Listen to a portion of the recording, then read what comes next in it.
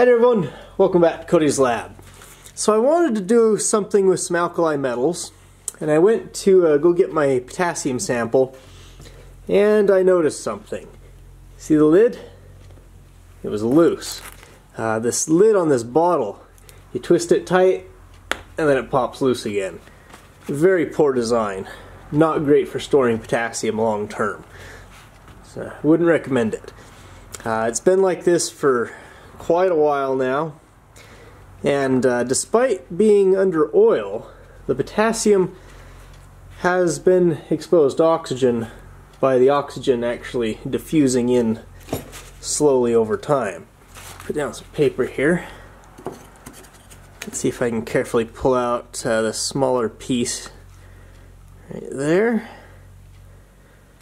Okay, doesn't look too bad. If you look at it, zoom in here, it's got quite a bit of oxides on there. See that? Not very good. In fact, this is very dangerous, especially if you don't know what it can do. So, I guess it's a good thing, so I can show you guys what it will do. So let's dry off most of this oil here. Now this is totally fine until you try to cut it. So just set it straight onto this gypsum board. And let's go at it with a knife.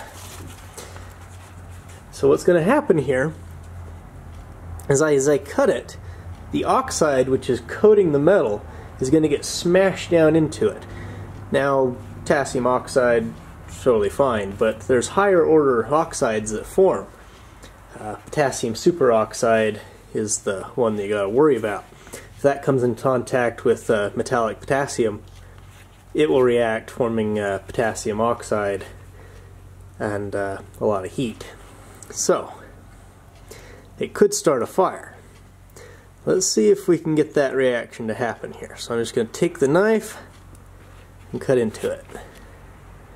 Usually it's a bit delayed, but I don't see anything. You can see the surface was shiny. If I scrape at it a little bit,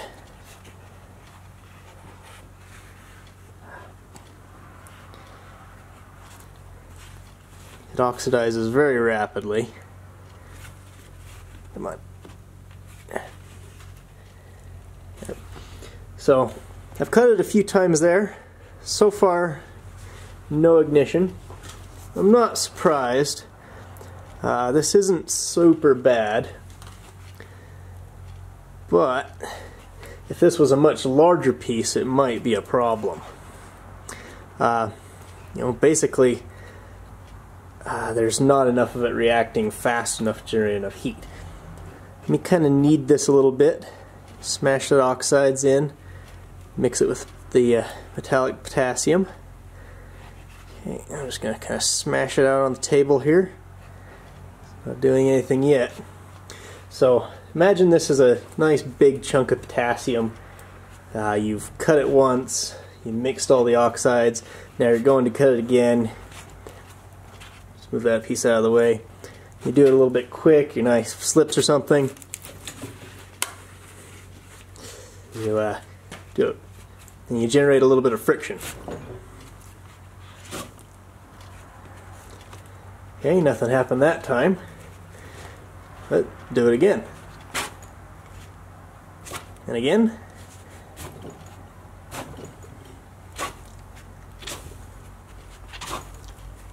Okay, so far you've gotten lucky.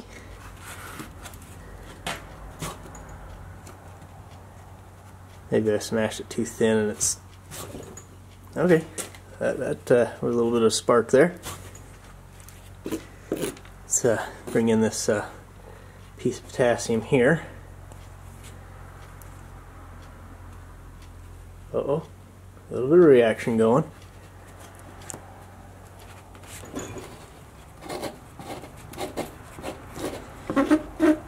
There we go. Scraping it like that seems to do the trick. And I can see you doing that. Ah, we got a fire. Haha. Okay. So, I can see that happening. You're cutting pieces of potassium and then you kind of scrape the table, to gather some up. And it catches fire. If you've got a large amount of potassium together, that could be a big deal. So, something to keep in mind. If you got some old potassium that's been oxidized, it's a good idea to clean it using a mixture of toluene and alcohol. Nile Red has a video on that, which I'll link to in the description.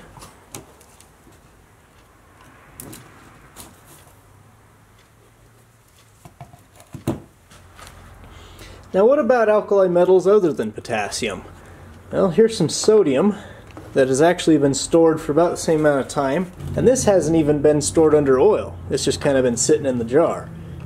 You can see there is oxides coating this as well, but the sodium doesn't really form a superoxide like the potassium does. So there's really no danger in cutting this.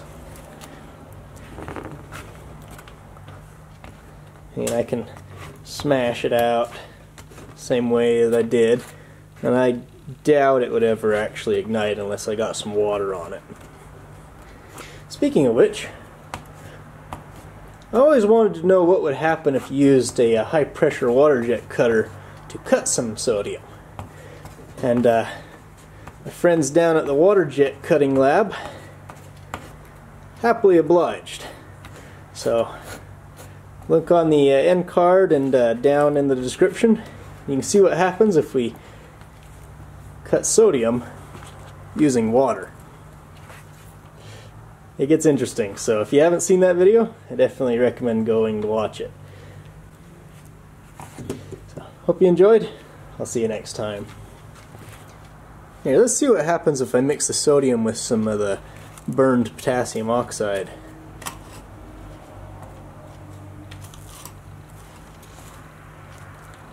It looks like it does ignite a little bit. The potassium superoxide does react with the sodium metal. So if they're combined, I guess that's bad too. There we go.